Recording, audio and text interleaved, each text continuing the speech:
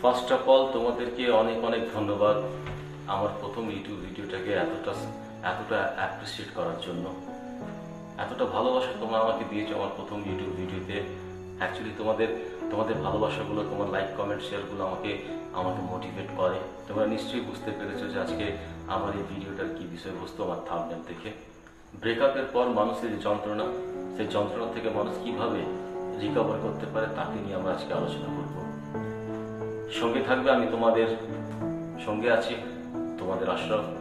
ভিডিওটা সম্পূর্ণ দেখবে, দেখার পর যদি তোমাদেরকে ভালো লাগে তাহলে ভিডিওটা অবশ্যই লাইক কমেন্ট এবং শেয়ার করবে এবং চ্যানেলটাকে সাবস্ক্রাইব করে বেল আইকনটাকে প্রেস করবে। তাহলে চলো আমরা ভিডিওর মূল বিষয়বস্তুতে চলে যাই। যে ব্রেকআপের পর মানুষ একদম নিঃসঙ্গ হয়ে পড়ে, ব্রেকআপের পর মানুষ একদম একা হয়ে পড়ে। ঠিক সেই সময় তার স্মৃতিগুলো তাকে প্রচুরভাবে তাকে তাড়া করে বেড়ায়। সে কাউকে কোনো কথা বলতে পারে না, নিজেকে একটা ঘরের মধ্যে আবদ্ধ করে নেয় এবং তার কাছে পৃথিবীটা হঠাৎ করে বর্ণহীন হয়ে যায়, অর্থহীন হয়ে যায় পৃথিবীটা। আমাদের কি ফিলিংস আছে তোমরা অবশ্যই আমাকে কমেন্ট বক্সে জানাবে যে ব্রেকআপের পর মানুষের মানসিকতা কি হয়, আমাকে কমেন্ট বক্সে জানাবে। তবে এই ব্রেকআপ থেকে বেরিয়ে আসার জন্য তোমাদেরকে আমি আমার নিজের পার্সোনাল এক্সপিরিয়েন্স কিছু তোমাদের সঙ্গে শেয়ার করব। ফার্স্ট অফ অল মনে রাখবে যে তোমার এই সুন্দর জীবনটা শুধুমাত্র তোমার, এবং এই সুন্দর জীবনটাকে তুমি কিভাবে গড়বে, কিভাবে তৈরি করবে তার জন্য কিন্তু তুমি দায়ী। তার জন্য তোমার পরিবারের মানুষরা, তোমার বন্ধু বান্ধব, তোমাদের আত্মীয় স্বজন, সমাজে বিভিন্ন শ্রেণীর মানুষ, তারপর তোমার এই ব্রেকআপ। তোমার লাইফটা যদি আমি সম্পূর্ণ 100% ধরি তাহলে 50% দায়বদ্ধতা তোমার নিজের প্রতি হওয়া উচিত, 40% তোমার পরিবার, বন্ধু বান্ধব, আত্মীয় স্বজন এবং সমাজের প্রতি, এবং 10% সেই মানুষটার জন্য যে আজকে তোমাকে এতটা যন্ত্রণা, এতটা কষ্ট দিয়েছে। এখন প্রশ্ন হচ্ছে যে এই 10%-এর জন্য তুমি কি সেই 90%টাকে শেষ করে দিতে চাও? সেই 90%কে তুমি ডিস্ট্রয় করে দিতে চাও? যদি তোমার উত্তর হ্যাঁ হয় যে না আমি পারছি না, আমার কাছে 10%ই সবচেয়ে মূল্যবান, আমি 90%কে স্যাক্রিফাইস করতে রাজি আছি কিন্তু 10% নয়, তাহলে ভিডিওটা এক্ষুনি বন্ধ করে দাও। ভিডিওটা এক্ষুনি বন্ধ করে দিয়ে তুমি বাইরে বেরিয়ে আসো।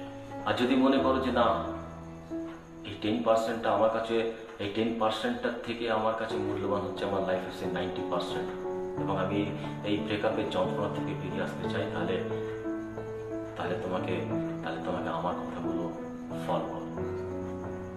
প্রথম তুমি যেটা করবে সেটা হচ্ছে তাকে ফলো করা তোমাকে বন্ধ করতে হবে। এই ব্রেকআপের পর তার স্মৃতিগুলো তার স্মৃতিগুলো তোমাকে তাড়িয়ে বেড়াচ্ছে। তার সঙ্গে যে তুমি কোয়ালিটি টাইমগুলো এক্সপেন্ড করেছো, সেই কোয়ালিটি টাইমগুলো তোমাকে বারবার মনে পড়ছে। বারবার গ্যালারিতে গিয়ে তার পিকচারগুলোকে তুমি দেখছো, সোশ্যাল মিডিয়ায় তাকে ফলো করছো, তার মানে তুমি তার স্মৃতির সঙ্গে এখনো তুমি জড়িয়ে রয়েছো। তুমি তার স্মৃতির থেকে বেরিয়ে আসার চেষ্টা করো। তোমার গ্যালারিতে যে সমস্ত পিকগুলো আছে সেগুলোকে সম্পূর্ণ ডিলিট করো। সোশ্যাল মিডিয়াতে তাকে ফলো করা বন্ধ করো। ইভেন কি সোশ্যাল মিডিয়ার প্রত্যেকটা জায়গা থেকে তাকে সম্পূর্ণ ব্লক করে দাও। সেকেন্ড যেটা হচ্ছে, কোনো বিশেষ মানুষের সঙ্গে তুমি কথা বলো, কোনো বিশেষ মানুষের সঙ্গে তুমি নিজের টাইমটাকে স্পেন্ড করো।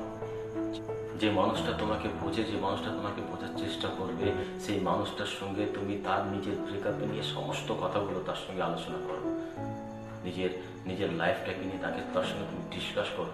সেই মানুষটাকে নিয়ে তুমি ডিসকাস করো যার জন্য তুমি আজকে এত যন্ত্রণা, এত কষ্ট অনুভব করছো। একটা সময় সেই মানুষটাকে নিয়ে কথা বলার আর তোমার কাছে কোনো কিচ্ছু থাকবে না। তখন তুমি একটা রিল্যাক্স ফিল করবে। তখন তুমি বুঝতে পারবে যে না, সেই মানুষটা খুব একটা গুরুত্বপূর্ণ তোমার লাইফে নেই। যখন তার প্রসঙ্গকে নিয়ে কথা বলা তোমার যখন শেষ হয়ে যাবে। থার্ড যেটা তোমায় করতে হবে সেটা হচ্ছে বন্ধু বান্ধবদের সঙ্গে বেড়াতে যাওয়া। তার কারণ হচ্ছে এখন তুমি সম্পূর্ণ ফ্রি আছো, প্রচুর টাইম তোমার কাছে। কোথায় আছো, কোথায় যাচ্ছ, কি করছো, কার সঙ্গে কথা বলছো, কেন গিয়েছো, আমাকে জানিয়ে যাওনি কেন, এই সমস্ত উদ্ভট প্রশ্ন করার সেই মানুষটা তোমার লাইফে নেই। সুতরাং তুমি এখন সম্পূর্ণ ফ্রি। ফোনটা তোলো, বন্ধুদের সঙ্গে প্রোগ্রাম ফিক্স করো, বিন্দাস বেরিয়ে এসো। সারাদিনের পর যখন তুমি বাড়িতে ফিরবে দেখবে একটা স্বস্তির নিঃশ্বাস তুমি ফেলতে পারছো। ফোর্থ যেটা তোমায় করতে হবে, নিজেকে কোনো জায়গায় ব্যস্ত করো। হতে পারে সেই মানুষটা একসময় তোমার কাছে ফার্স্ট প্রায়োরিটি ছিল, সেই সময় তো তোমার লাইফে কিছু সেকেন্ড থার্ড ফোর্থ বলে কোনো প্রায়োরিটি ছিল, সেই প্রায়োরিটিগুলোকে এখন তুমি ফার্স্টে নিয়ে আসো। সেই মানুষটা তোমার লাইফে নেই, সুতরাং তাকে নিয়ে চিন্তা না করে যেসব জিনিসগুলো তোমায় করতে ভালো লাগে সেসব জিনিসগুলোর মধ্যে তুমি ব্যস্ত হয়ে যাও। আমরা প্রায় দেখেছি কলেজ লাইফে যে একটা পার্টিকুলার কলেজকে আমরা খুব লাইক করি, সেখানে পড়ার জন্য আমরা খুব চেষ্টা করি, সেখানে ফর্ম ফিল আপ করি, কিন্তু আমরা হয়তো এটাও জানি যে সেখানে যদি চান্স না পাই তাহলে আমরা সেকেন্ড থার্ড অপশন করে রাখি, অন্য কলেজে আমরা ফর্ম ফিল আপ করে রাখি। তার মানে আমরা যখন নিজের চয়েসের কলেজটা না পাবো তখন আমরা সেকেন্ড বা থার্ড কলেজে অ্যাডমিশনটা নিয়ে অ্যাটলিস্ট পড়াশোনাটা চালিয়ে যাব। সেরকম সেই ভালোবাসার মানুষটা আজকে তোমার কাছে নেই, সে ফার্স্ট প্রায়োরিটি ছিল, এখন সে নেই, সেকেন্ড থার্ড প্রায়োরিটিগুলোর সঙ্গে ব্যস্ত হয়ে যাও। এই ব্যস্ততার মধ্যে তুমি তাকে ভুলে থাকতে পারবে। ফিফথ এবং লাস্ট যেটা হচ্ছে আমার এক্সপিরিয়েন্সের মধ্যে যে প্রত্যেকটা মানুষের জীবনে এরকম একটা দুঃখজনক ঘটনা ঘটে। পৃথিবীতে তুমি প্রথম মানুষ নও যার সঙ্গে ব্রেকআপ হয়েছে। পৃথিবীতে এর আগেও ব্রেকআপ হয়েছে, এখনো হচ্ছে এবং ভবিষ্যতেও হবে। সুতরাং একটা ন্যাচারাল ঘটনা হতে পারে তোমার কাছে আজকে খুব কষ্টের জিনিসটা, কিন্তু যে সমস্ত জিনিসগুলো আমি তোমাকে বললাম সেটাকে ফলো করো এবং এটাকে একটা ন্যাচারাল ওয়েতে নাও। তার কারণ হচ্ছে প্রত্যেকটা ঘুটঘুটে অন্ধকারের পর একটা নতুন সূর্যোদয় তোমার জন্য অপেক্ষা করছে। হতে পারে যার থেকে আর কোনো বেটার অপরচুনিটি তোমার জন্য অপেক্ষা করছে।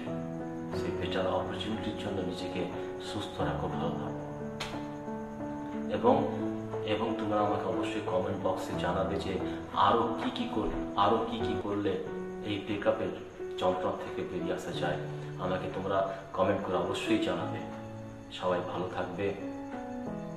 Thank you.